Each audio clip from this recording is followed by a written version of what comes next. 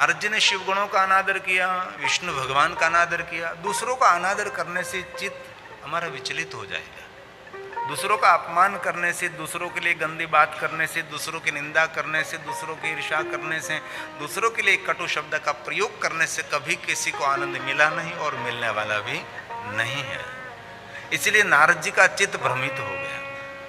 नारद जी चिंतित हो गए, अब मैं करूंगा तो करूंगा क्या। चिंता, उद्वेग, भय, निराशा।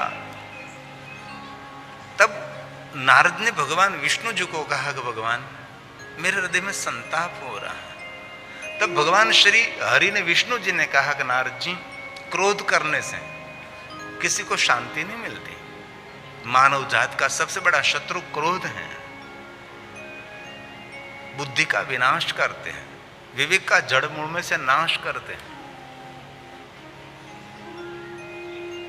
आपका चित्त अशांत हो गया, इसलिए बहुत कुछ तो नहीं, लेकिन शांति के लिए मैं आपको मार्गदर्शन करता हूं। ये बात रामचरितमानस में भी है।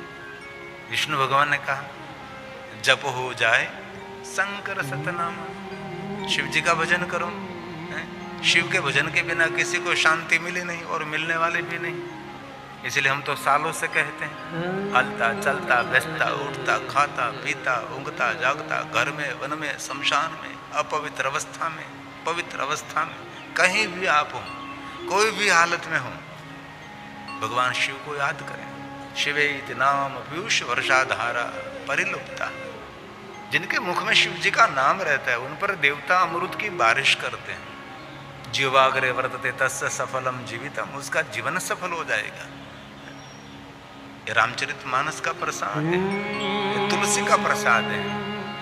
जप हो जाई शंकर सतनाम। भगवान शिव को याद करे, जब हो जाए शंकर सतनाम। तुलसी शंकर नहीं बोलते, शंकर बोलते हैं। जप हो जाई शंकर सतनाम, होए हृदय तुरत विसरा। कितना सुंदर शब्द प्रयोग हुआ, तुरंत। आज शिव जी का भजन करो और कल फल मिले, नहीं, कभी नहीं हो सकता। इसी समय अनुभूति होने लगती है। तुरंत, कितना सुंदर शब्द प्रयोग किया है। होए हृदय तुरत विसरा। शिव जी का भजन करें नारद जी, महादेव को याद करें। सर्व श्रुति श्रुतम शैवम मंत्र जप षडक्षरम, पंचाक्षर मंत्र का जाप करो नारद जी। और भाल में भस्म का त्रिपुंड करो नारद। जीवन में जो हो गया सो हो गया, सब जलकर भस्म हो गया। इसीलिए विभूति का त्रिपुंड करे, विभूति का नाम भस्म है। इसीलिए जो विभूति धारण करते उसके सभी पाप भस्म हो जाते, इसीलिए उसको हम भस्म कहते हैं। वास्तव में नाम उसका विभूति है। क्यों विभूति है? सब कुछ नाशवंत है। रामचरितमानस, उमा कहूं मैं अनुभव अपना। शिव जी ने कहा मेरा अनुभव है, जो कुछ आप देख रहे हैं सब कुछ नाशवंत है। इसलिए तो मैंने जगत के सार तत्व रूप मैंने मेरे अंग पर भस्म का स्वीकार किया है। लुलुकता छोड़ और भजन कर। उमा कहूं मैं अनुभव अपना, सत हरि भजन जगत सब सत हरि भजन जगत सब। ये शिव जी ने कहा, महादेव ने कहा, जगत एक सपन समान है। बहुत समय पहले मैं हरिद्वार रहता था, अवधूत मंडल आश्रम में पढ़ता था। हमारे साथ एक महात्मा जी रहते थे और 100 साल से ज्यादा उसकी आयु थी। उसका नाम रुद्रदेव जी महाराज। बहुत बड़े ज्ञानी थे, विद्वान थे। मैं पढ़ता था, मेरे साथ वार्तालाप करते थे। वो 3 बजे उठ जाते थे, ब्रह्म मुहूर्त में उठकर। उसने सुंदर एक बात मुझे कही थी, अभी भी मुझे याद है, सालों पहले कही, 20 साल पहले। उसने पूछा कि रात्रि में सपना क्यों आते हैं? पता नहीं। सपना इसीलिए आता है, सपना शास्त्र भी है कि मनुष्य को सावधान किया जाता है। जब निंद्रा में है तब सपना आ रहा है तो सपना सत्य लग रहा है, लेकिन आंख खुलते ही हम स्वयं सपनों को झूठा मानने लगते हैं। वैसे ही संसार में जिनकी आंख खुल गई उसको संसार झूठा लगता है, जिनकी आंखें बंद हैं उनको संसार सत्य लगता है। महादेव ने कहा कि भवानी, ये जगत का सार है, कुछ नहीं, सब कुछ ये नाशवंत है। संसार के सभी मूल पापों में से मुक्त होना है तो शिव जी का भजन करें, व्यास भगवान ने गाया। और हम दिल से कहना चाहते हैं, हमारी शिव परंपरा ध्यान की परंपरा है। ये तो जो ध्यान नहीं कर सकते उसके लिए पूजा है। पूजा क्यों करते हैं हम भगवान को? पुष्प चढ़ाते, बिल्वपत्र चढ़ाते, क्यों? ये ध्यान का एक पार्ट है। जब तक पुष्प चढ़ाते रहे, बिल्वपत्र चढ़ाते रहे, वहां तक हमारा ध्यान शिव में रहता है। अभिषेक क्यों करते हैं? ये ध्यान का एक पार्ट है कि जब तक अभिषेक करोगे तब तक आपका चित्त, आपका मन, सब कुछ शिव में रहेगा। धारा टूटे नहीं, मुख से वाणी बोलते हैं, धारा टूटे नहीं, इसलिए मन भी लगना पड़ता है। पात्र पकड़ने के लिए तन भी पकड़ना पड़ता है।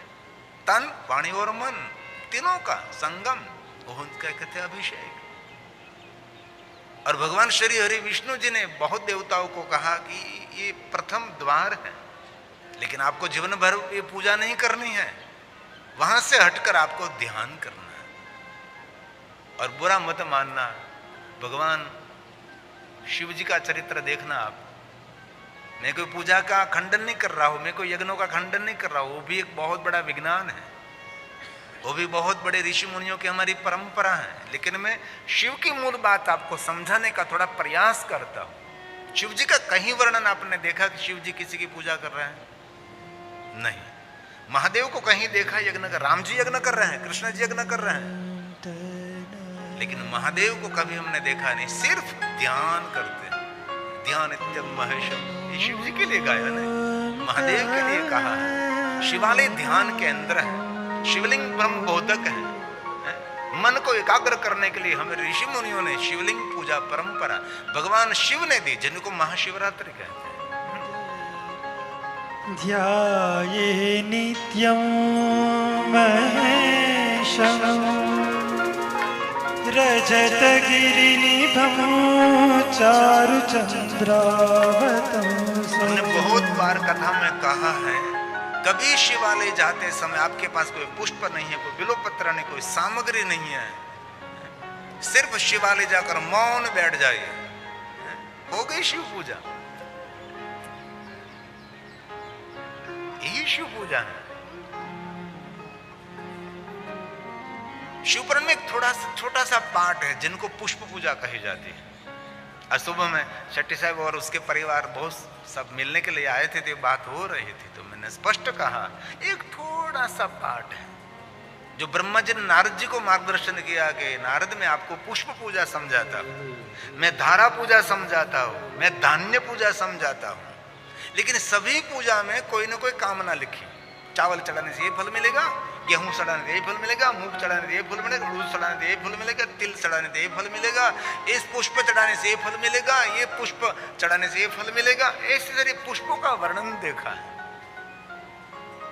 इस धारा करने से ये फल मिलेगा, उस धारा करने से एक थोड़ा सा पाठ है। और अंत में कहा, कलयुग में जैसा कर्म वैसा फल मिलेगा। अंत में भगवान व्यास ने स्पष्ट कह दिया कि जैसा जब तक हमारे कर्म ठीक नहीं हो गए, वहां तक जीवन में निष्फलता हासिल रहेगी। हमारे कर्मों को ठीक करने से सभी फल मिलेंगे। इसलिए शिवालय जाकर कुछ भी आपके पास ना हो, शिवालय जाकर सिर्फ शिवलिंग के सामने बैठकर बस मन को शांत करके शिव को देखते रहो। ये ब्रह्म बोध के ध्यान का सर्वश्रेष्ठ केंद्र है शिवालय, इसलिए महादेव के लिए कहा है। नित्यानित्यम्। जभद्रं त्रिनेत्रम्।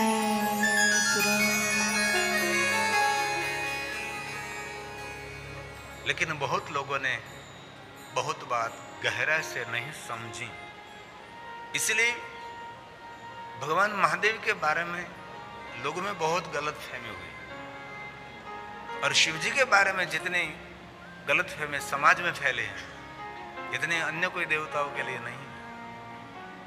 बहुत सारे लोगों ने शिव जी को शमशान का देव दिखा दिया, अघोरी जैसा दिखा दिया, और वैष्णव देवताओं के रूप में उसको प्रदर्शित किया गया। गलत बात है। और कहीं कहीं हम देखते हैं शमशान पर लोग कैलाश लिखते हैं, बहुत बुरी बात है, झूठी बात है। बहुत सारे शमशान के ऊपर से हमने कैलाश शब्द को हटा दिया। शमशान कोई कैलाश नहीं है।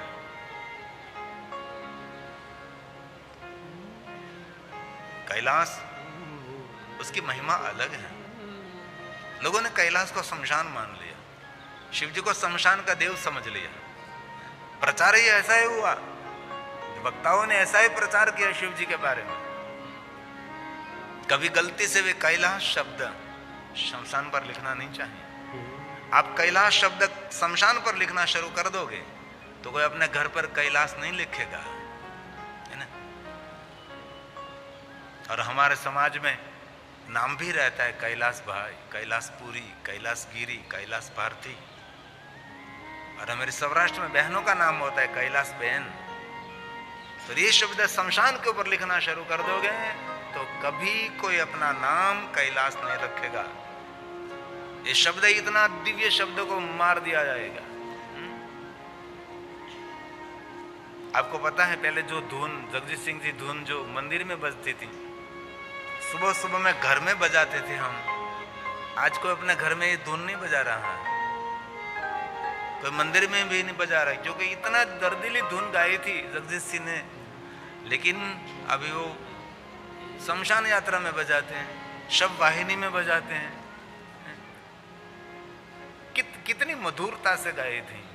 हे राम, हे राम, हे राम, हे राम। जग में साचो तेरो नाम। हे राम, हे राम,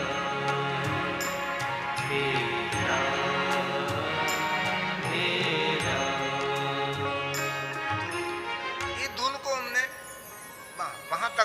बस शव वाहिनी में रख दी, कोई नहीं गा रहा, कहीं सुनने को नहीं मिलती।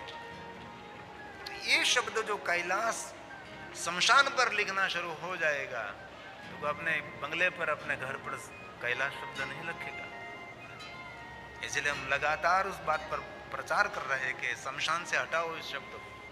कैलाश किसको कहते? जहाँ शिव और पार्वती निवास करते, परम रम्य गिरिवर कैलाश, रम्य धाम। और कैलाश उनको कहा जाता है जहां से एक स्वर्ग नहीं करोड़ों करोड़ों स्वर्ग का निर्माण किया जाता है, उसको कैलाश कहते हैं। कैलाश को शमशान थोड़ा है, जहां से एक स्वर्ग नहीं हजारों करोड़ों स्वर्ग वहां से जन्म लेते हैं, जो कैलाश है हमारा। कैलाशे भवनं रम्यं पंचवक्त्रः ये कैलाश है। ब्रह्माण्डस्य तथा नाशे अस्य नाशोऽस्ति वै। पूरे ब्रह्मांड का नाश हो सकता है लेकिन कैलाश निरंतर है। इसलिए शिव जी के बारे में बहुत सारी नासमझी हुई। लोग गांजा पीने लगे, धतूरा पीने लगे, भांग पीने लगे, कहां से लाए पता नहीं। और जीवन को सफल करना है तो और कुछ भी आपसे ना हो सके, बस तन और मन। तन शिव की सेवा में अर्पण कर दीजिए और मन उसके स्मरण में लगा दीजिए। जीवन सार्थक, कोई खर्च नहीं है। मन लगाने में क्या खर्च होगा? तन उसकी सेवा में लगा दीजिए। और लिंग पुराण में बहुत सुंदर कहा है, इनमें कहा है कि शिव की पूजा से कोटि गुना फल शिवालय जाकर सेवा करने से मिलता है, शिवालय का आंगन बुहारने से, शिवालय के आसपास कोई छोड़ फूल छोड़ पौधा है, वृक्ष है, उसको जल पिलाने से। लिंग पुराण में तो बहुत सुंदर ये बात कही है, लेकिन पुष्प तोड़कर महादेव को चढ़ाने वाले लोग ज्यादा मिलेंगे और इस पुष्प का पौधा है उसकी सेवा करने वाले कम लोग मिलेंगे। इसीलिए तन से सेवा और मन से उसका स्मरण करें। हमारा सुंदर ये वाक्य है जो हमने सबने मिलकर रचना की है।